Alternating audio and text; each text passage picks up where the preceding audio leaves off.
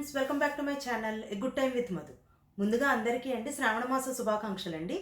ఈరోజు మొదటి శుక్రవారం సందర్భంగా ఈరోజు నేను ఒక సింపుల్ వ్లాగ్ కింద తీశానండి. నేను అమ్మవారికి నైవేద్యంగా ఈజీగా అయిపోతుంది అంటే అమ్మవారికి ఇష్టమైన చక్కెర పొంగలి, అది కూడా కొంచెం కొత్తగా అన్నట్టు అటుకులతోటి చక్కెర పొంగలి చేశాను.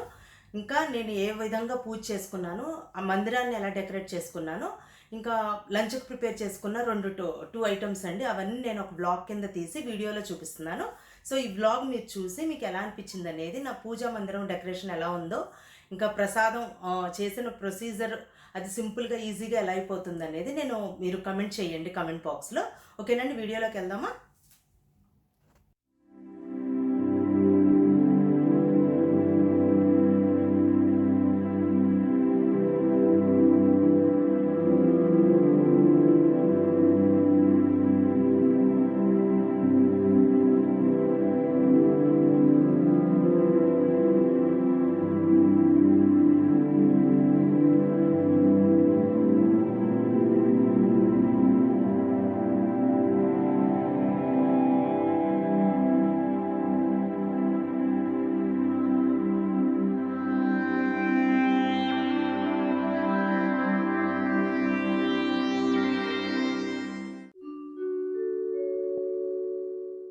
చక్కెర పొంగల్ కోసం అండి ఒక గిన్నె పెట్టుకున్నాను. దాంట్లోకి నెయ్యి వేసుకుంటున్నాను జీడిపప్పులు అవి వేపుకోవడానికి.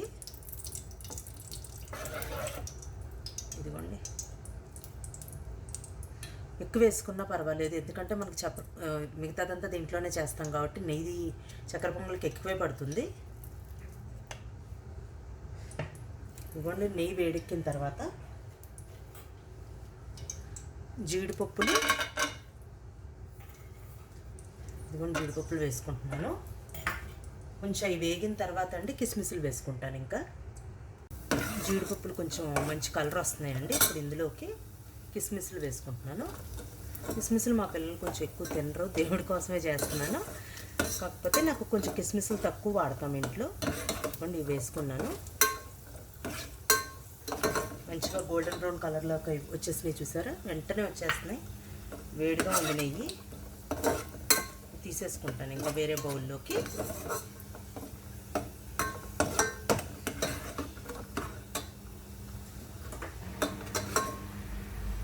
వేరే బౌల్లోకి తీసేసుకుంటున్నాను.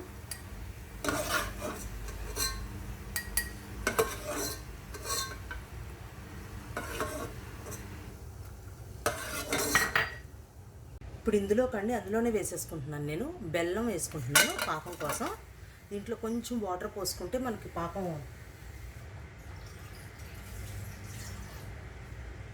కొంచెం వాటర్ పోసుకుని కరిగేదాకా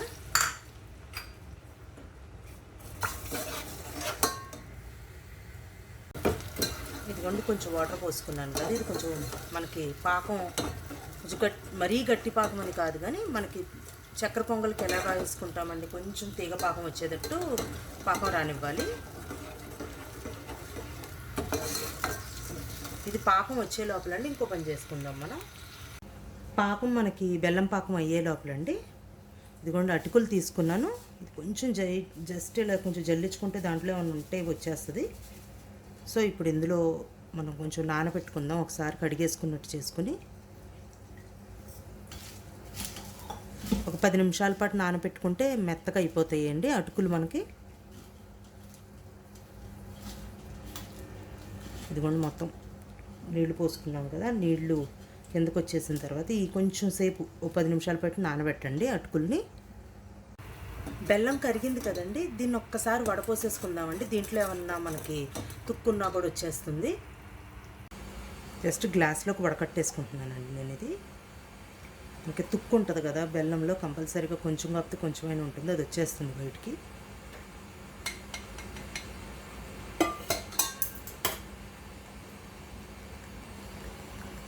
ఇదిగోండి, కొంచెం వచ్చింది చూసారా తుక్కు మనకి. ఇది తీసేసుకుందాము. మళ్ళీ గిన్నెలో పోసేసుకొని పాకం మనకి కొంచెం చిక్కబడాలి. పాకం చూడండి చక్కగా మరుగుతుంది, చిక్కబడిపోయింది. మొదటి మీద కొంచెం చిక్కబడిందండి. ఇది మరీ గట్టి పాకంలాగే మొక్కర్లేదు. ఇందులోకి కొబ్బరి తీసుకుంటున్నాను. ఇది కూడా కోరిన కొబ్బరి తురుము ఇది ఇంట్లో వేసేసుకుంటున్నాను.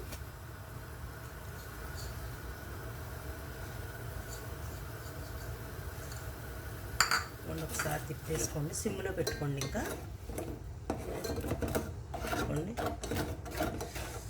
ఇప్పుడు ఇందులోకి కొబ్బరి తురుముతో పాటు అటుకులు నానబెట్టి పెట్టుకున్నాం కదండి, ఇవి కూడా వేసేసుకుంటున్నాను.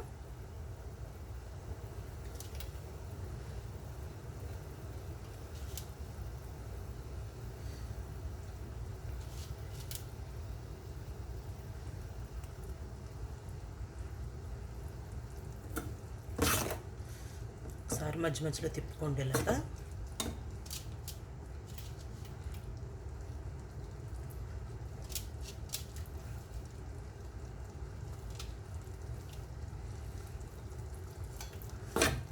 ఇదిగోండి, ఇంకొక 2 నిమిషాలు అయితే మనకి చక్కెర పొంగల్ రెడీ అయిపోతుంది. పాకం అంతా పట్టేటట్టు 2 నిమిషాలు తిప్పుకొని మనం మూత పెట్టుకుని ఉంచుకుందాం.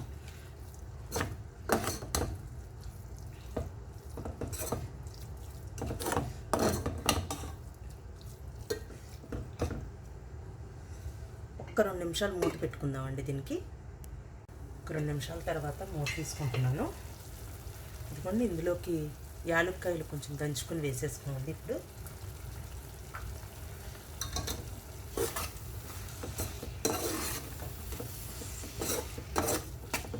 మంచి కలర్ వచ్చింది చూసారా, ఇది పాకం. మనకి బెల్లం ఎర్రగా ఉన్నది, చక్క మంచి కలర్ వచ్చింది. దీంట్లో 1 టేబుల్ స్పూన్ నెయ్యి వేసుకోండి.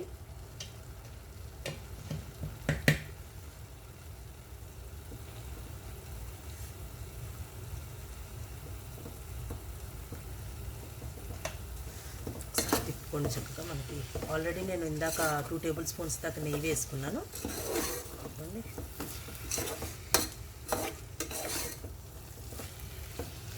చూసారు, దగ్గరకు వచ్చేస్తుంది. ఇప్పుడు ఇందులోకి మనం డ్రై ఫ్రూట్స్ని వేపి పెట్టుకున్నాం కదండి, వేసేసుకుంటున్నాను ఇందులోకి.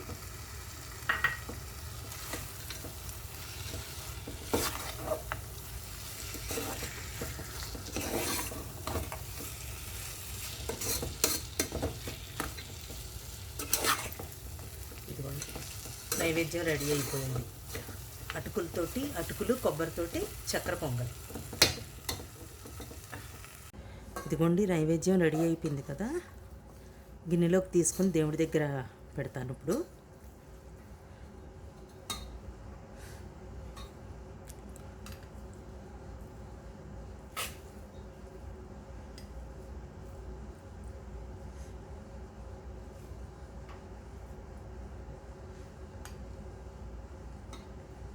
ఇదిగోండి,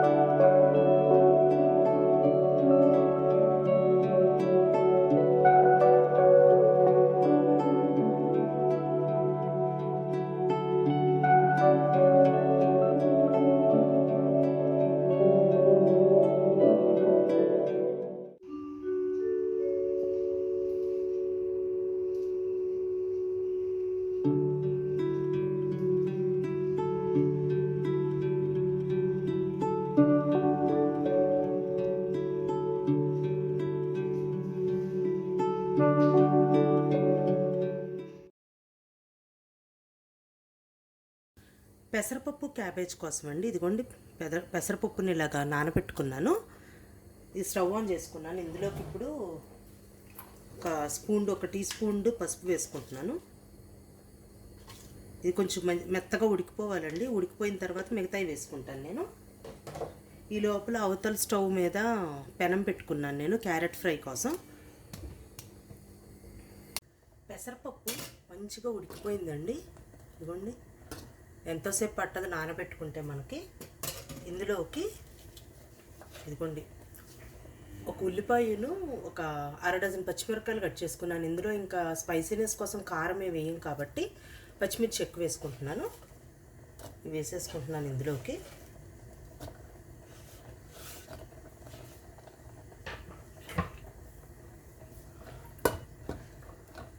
వీటితో పాటుగా అండి మనం క్యాబేజ్ వేసేసుకుందాము. మొత్తం మగ్గిపోతుంది. ఇదిగోండి క్యాబేజ్ని ఇలా కట్ చేసుకుని ఒక బాక్స్లోకి వేసుకున్నాను చిన్న చిన్న పీసెస్ కింద. ఇదిగోండి వేసేసుకుంటున్నాను ఇందులోకి.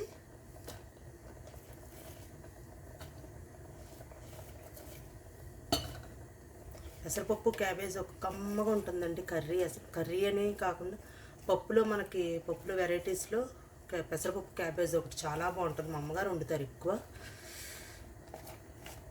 వేస్తున్నాను ఇది.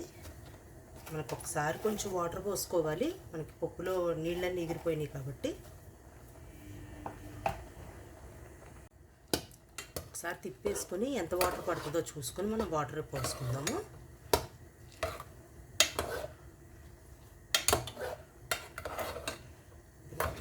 వాటర్ పడుతుంది, ఒక గ్లాసుడు వరకు వాటర్ పడుతుంది మనకి.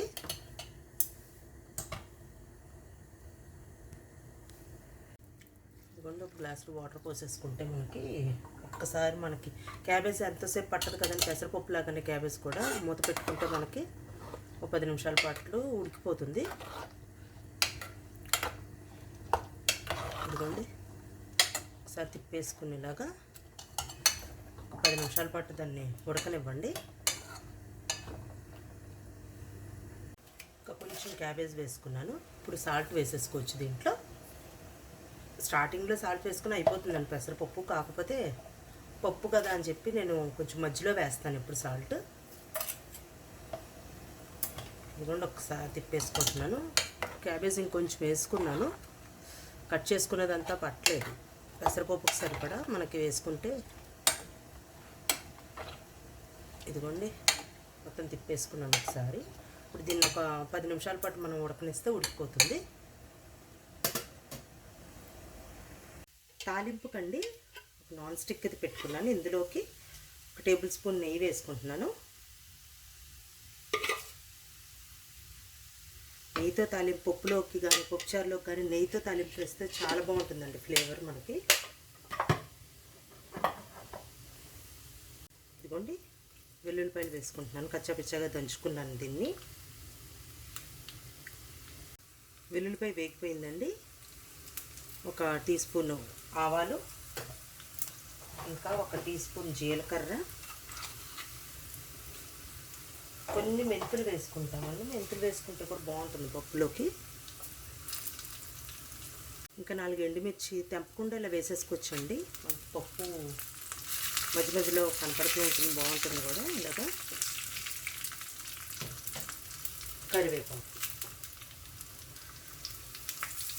కరివేపాకు వేసుకున్నాను. ఇంకా లాస్ట్లో అండి ఇంగువ ఇష్టపడేవాళ్ళు ఇంగువ వేసుకుంటే బాగుంటుంది పప్పులోకి. చూడండి 2-3 సార్లు చూపించినట్టున్నాను. ఇదిగోండి ఎవరెస్ట్ హింగ్. ఇది కూడా వేసేసుకొని ఒక్కసారి తిప్పేసుకోండి. ఇదిగోండి పప్పు ఇక్కడ రెడీగా ఉంది ఉడికిపోయి.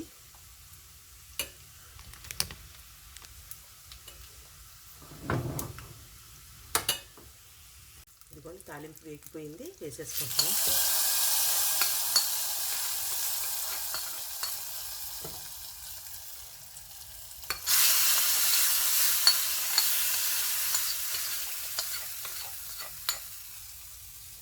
ఇప్పుడు దీన్ని వేరే బాక్స్లోకి తీసేసుకుంటానండి. పప్పు రెడీ అయిపోయింది. అటు సైడ్ క్యారెట్ కూడా ఫ్రై అయిపోయింది, లాస్ట్కి వచ్చేసింది, అది కూడా మగ్గిపోయి. ఇదిగోండి ఇప్పుడు వేరే బాక్స్లోకి తీసేసుకుంటాను. క్యారెట్ ఫ్రై కండి ఒక ప్యాన్ పెట్టుకున్నాను. అందులో ఒక 2 టేబుల్ స్పూన్స్ ఆయిల్ పడుతుంది. ఆయిల్ వేడెక్కిందండి. ఇందులోకి తాలింపు దినుసులు వేసుకుందాము. శనగపప్పు ఒక టేబుల్ స్పూన్ వేసుకున్నాను. ఇంకా జీలకర్ర, కొంచెం ఆవాలు, ఇదిగోండి తాలింపు వేగనివ్వండి ముందు. ఇంకా ఒక 4 ఎండుమిర్చి అండి చిన్న పీసెస్ కింద కట్ చేసుకుంటున్నాను.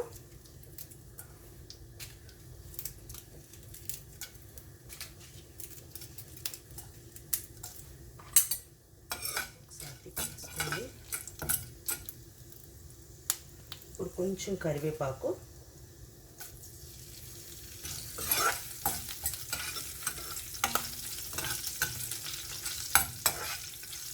కొంచెం వేగనివ్వండి. ఇవి శనగపప్పు అవి వేగిపోయినాయి మంచిగా.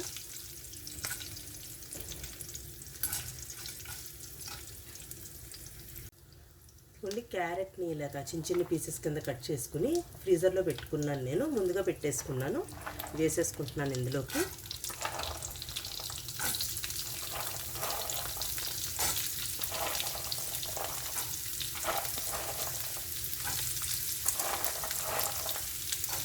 కొంచెం ఎక్కువసేపు ఏం పట్టదండి. కాకపోతే సిమ్లో పెట్టేసి మనం ఉప్పు పసుపు వేస్తే ఒక 10 నిమిషాల పాటు మంచిగా మగ్గిపోతాయి మూత పెట్టేసుకుంటే మనకి. ఇప్పుడు సరిపడా సాల్ట్ వేసుకుందాము, ఒక టేబుల్ స్పూన్ వరకు.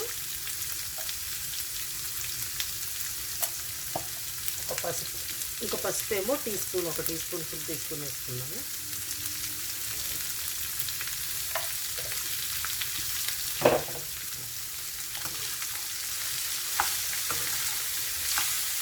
ఒకసారి మిక్స్ చేసేసుకుని మనం మూత పెట్టేసుకున్నాం అనుకోండి. 10 నిమిషాలు ఇంకా మెత్తబడిపోతుంది క్యారెట్.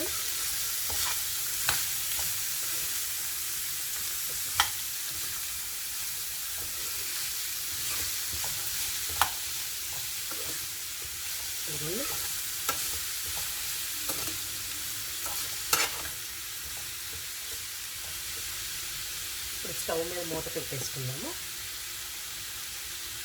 స్టవ్ మీద అంటున్నాను, మర్చిపోయి ప్యాన్ మీద మూత పెట్టేసుకుంటాను. ఒక 10 నిమిషాల పాటు ఇలా వదిలేస్తేనండి చక్కగా మెత్తపడిపోతుంది క్యారెట్.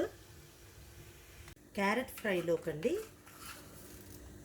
ఇదిగోండి ఒక టీ స్పూను జీలకర్ర, కొన్ని వెల్లుల్లిపాయ ముక్కలు, ఇదిగోండి కట్ చేసుకునే వెల్లుల్లిపాయ ముక్కలు.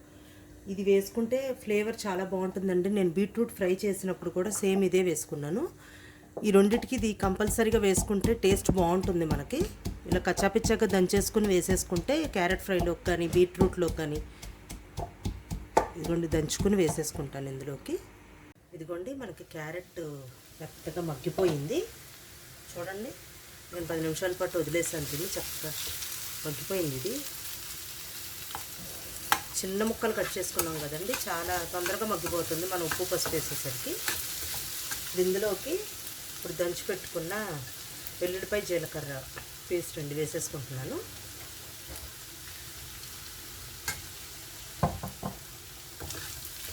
ఈ ఫ్లేవర్ చాలా బాగుంటుందండి మనకి ఆయిల్లో వేగినప్పుడు క్యారెట్ ఫ్రైలో కానీ. ఇంకా వేరే వాటిల్లో కూడా వేసుకోవచ్చు. నేను మెయిన్లీ క్యారెట్ ఫ్రై ఒకటి బీట్రూట్ ఫ్రై ఒకటి వేస్తాను ఇందులోకి. ఇదిగోండి కొంచెం పచ్చివాసన పోయేదాకా మనకి వేగనిచ్చేస్తే మనం కారం వేసుకోవచ్చు ఇందులోకి. ఇప్పుడు సరిపడా కారం వేసేసుకుంటాము.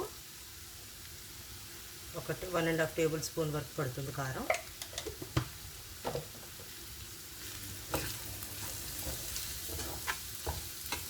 దీనికి ఇంకా మూత పెట్టుకోక్కర్లేదండి. మొత్తం మనకి కొంచెం బాగా వేగినట్టుగా మెత్తగా ఉంది కదా, కొంచెం మనం కారం వేసిన తర్వాత ఈ మసాలా వేసాక కొంచెం క్రిస్పీగా లాగా వస్తుంది. మనం అలా సిమ్లో పెట్టి వదిలేస్తే మూత పెట్టకూడదు. ఇంకా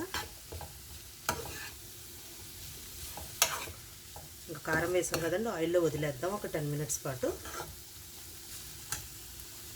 ఇదిగో చూడండి క్యారెట్ ఫ్రై కూడా చక్కగా వేగిపోయింది. ఇందులోకి ఇది ఎండు కొబ్బరి పౌడర్ అండి, మనకి డైరెక్ట్గా దొరుకుతుంది బయట కూడా. ఇలాగ ఎండు కొబ్బరి పౌడరు దాన్ని వేసుకుంటే క్యారెట్ ఫ్రైలోకి కానీ కొన్నాటిలో బాగుంటుందండి దొండకాయ ఫ్రైలోకి. కొంచెం ఒక్క 2 మినిట్స్ వేగనిస్తే క్యారెట్ ఫ్రై కూడా రెడీ అయిపోతుంది.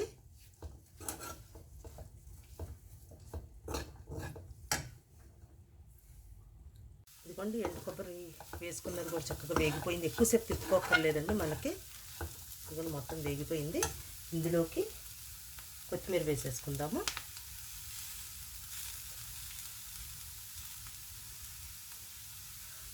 వేరే బాక్స్లోకి తీసేసుకుంటానండి. ఇది కూడా సర్వింగ్ బాక్స్లోకి. పెసరపప్పు, క్యాబేజీను, క్యారెట్ ఫ్రై ఈ 2 రెడీ అయిపోయినాయండి. డిష్ అవుట్ చేసేసుకున్నాను నేను ఇంకా.